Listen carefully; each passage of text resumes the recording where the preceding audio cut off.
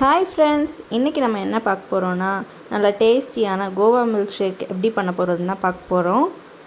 வாங்க எப்படி பண்ணுறதுன்னு பார்த்துடலாம். அதுக்காக இன்றைக்கி நான் ஒயிட் கோவா தான் குட்டி குட்டி பீசஸாக வச்சுருக்கேன். உங்களுக்கு என்ன கோவா அவைலபிளாக இருக்கோ அந்த கோவா எடுத்துக்கோங்க. 1 கப் மில்க் நல்லா காய்ச்சி ஆற வச்சு எடுத்துருக்கேன்.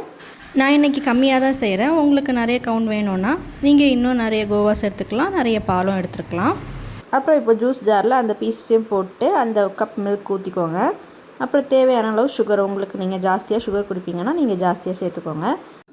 கோவாவில் நிறைய நியூட்ரியன்ஸ் இருக்குது, நிறைய ஃபைபர்ஸ் இருக்குது. அது மட்டும் இல்லாமல் விட்டமின் சி இதில் ஜாஸ்தியாக இருக்கனால இம்யூனிட்டிக்கு இது ஹெல்ப் பண்ணுது. நான் 2 ஸ்பூன் சுகர் மட்டும் ஆட் பண்ணிக்கிறேன். அப்புறம் இப்போ ஜூஸரை ஆன் பண்ணி நம்ம நல்லா ஜூஸ் போட்டுக்க வேண்டியது தான். அந்த சீட்ஸ் எல்லாம் தனியாக கலெக்ட் ஆகி வந்துடும் இதில் அந்த மெஷ் இருக்கனால. அப்புறம் நம்ம ஃபில்டர் பண்ணி ஊற்றிக்க அவசியம் கிடையாது. நார்மல் மிக்ஸில் அடிச்சிங்கன்னா நீங்கள் ஃபில்டர் பண்ணி ஊற்றிக்கோங்க. கோவாவில் நிறைய பெனிஃபிட்ஸ் இருக்குது. ஹார்ட் ஹெல்த்தை ப்ரமோட் பண்ணுது, பிளட் சுகர் லெவலை கண்ட்ரோல் பண்ணுது. எல்லா ஏஜ் பர்சன்ஸும் இதை சாப்பிட்லாம். நான் நைட்டே பாதாம் பிசின் சோக் பண்ணி வச்சுருக்கேன். அதை இப்போ இதில் ஆட் பண்ணிக்கிறேன். உங்களுக்கு சியா சீட்ஸ் வேணுன்னா சியா சீட்ஸ் ஆட் பண்ணிக்கோங்க. நான் இன்றைக்கி பாதாம் பிசின் தான் ஆட் பண்ணிக்கிறேன். ஆட் பண்ணிட்டு நல்லா மிக்ஸ் பண்ணி லம்ஸ் இல்லாமல் எடுத்துக்கலாம். அவ்வளோதான், நம்ம டேஸ்டியான கோவா ஜூஸ் ரெடி ஆயிடுச்சு.